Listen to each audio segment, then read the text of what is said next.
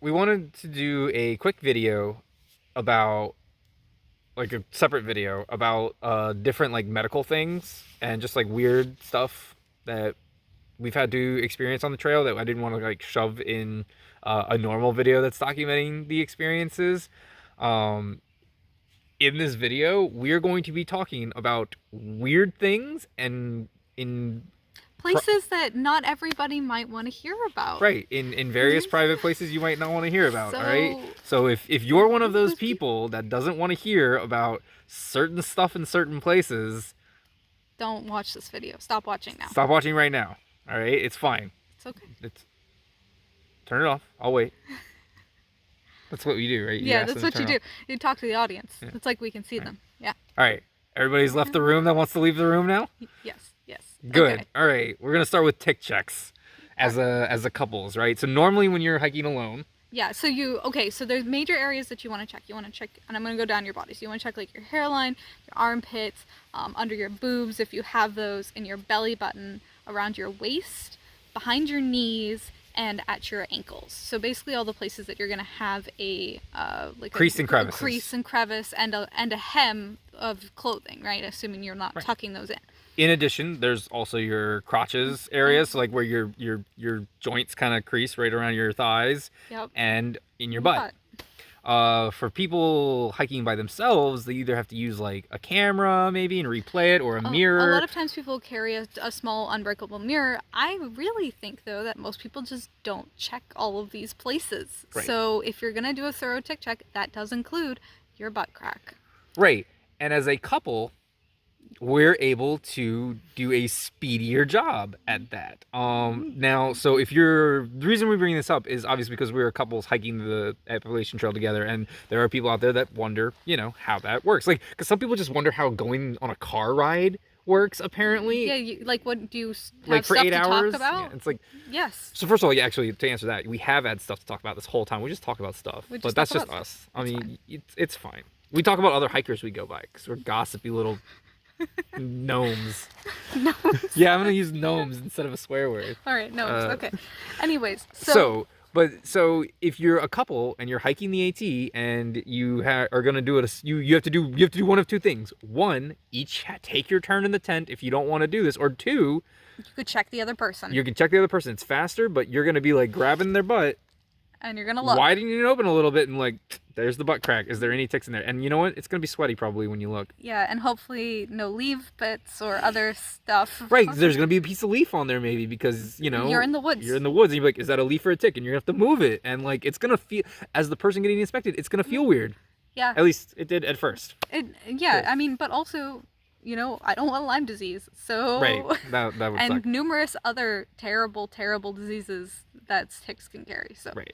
So be prepared for that, and if you want to do it. If not, then obviously take your turn in the tent. Yeah. Speaking of things are in places that are weird, or speaking of just butt things. Yeah, butt things.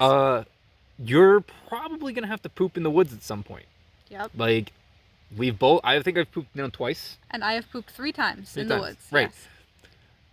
You can't leave the toilet paper in the woods, so you have to pack it out, right? Best practice is to pack out your toilet paper, which means putting in a little plastic baggie, which means I gotta go poop, and I come back with my nice little toilet paper that may have poop stains on it, and it goes into a clear plastic bag. Guess who gets to see that bag? I'm eventually also gonna need to have to go poop, so I'm gonna go poop. I'm gonna come back. Gotta put my toilet paper in the poop bag. Oh, look, there's already poop here. Guess who that's from? Right. So if you're uncomfortable seeing your significant other's poop, you either need to... You could carry your own plastic bag. Yeah, get over it. Or carry your own plastic bag and be like, that stays in your bag and never want to see it. So that's something else you've got to think about as a couple. Because, like, it's different. It's different, right? Like, some people poo with the door open. Some people don't. And if you're the kind of person that doesn't poo with the door open... Pack out your own poo bag. This is something to think about. Hard for you, yeah. So yeah, just another weird couple thing to think about. Yep. I think that's the only 2 couple things. Yeah. The only other thing that I wanted to like kind of go over was like something I've just like been dealing with personally, and so you like might experience this well. I don't know who you are watching this video. When I first started, and it's been getting better as I go.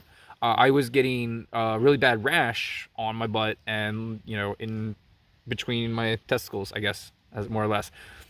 And so at first we were treating it with cortisone, and it would help a little bit, but it would come in about 8 miles through, especially on like hot, sweaty days. Something that it's been going away as I've been losing weight and just been getting better at hiking and not as sweaty. But the other thing that's been really helping is this right here, Lotramin AF.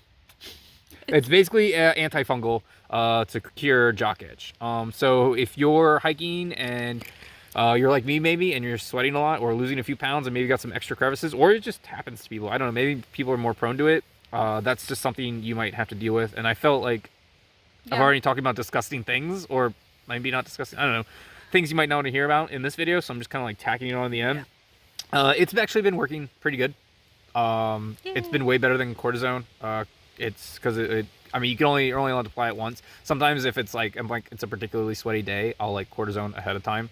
Also recommend, if that is something you start experiencing, like just even rashes anywhere on your body, dry them off. Dry them off as you go throughout the day, right? Oh, I gotta stop and pee. Also use a towel and dry those places off, because that's gonna help prevent it from being fungal and rashy and things like that. Yeah. So like I've been experiencing stinging around my waist, underneath my hip belt, and that's definitely because I'm super sweaty there, and it's like triggering something on my skin. So drying it off using hydrocortisone cream, it helps. Yeah. Right. Any other disgusting things we forgot to talk about? Blisters, but yeah, there's blisters, but we've mostly let them reabsorb. There was a thing. My knee? No, your finger. Oh yeah. So this isn't gross. Well, it could be, depending on how you think about joints. So like,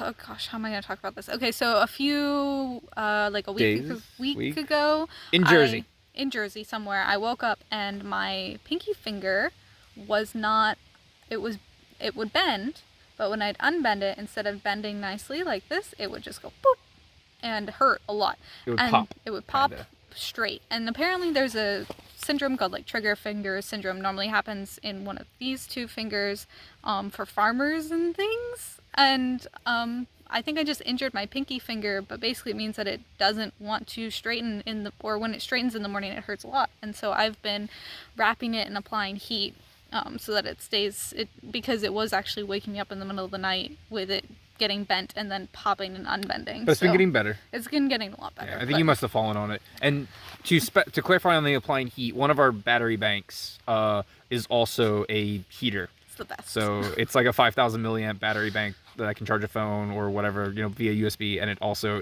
you can use it to heat things. So that's actually a fun thing. I'll go over like a gear or a electronic video later, but yeah. I think that's all the weird stuff. That's all the weird medical and coupley things that you deal with and we've never talked about. Yeah. Yeah. So here's the gross video. If you stuck around and are regretting it, sorry. I tried to warn you. You should have just hit the like button and then like immediately exited. All right, that was your job. That was your only job. Yeah. That's it. That's everything. 8.5 minutes of rambling. Bye.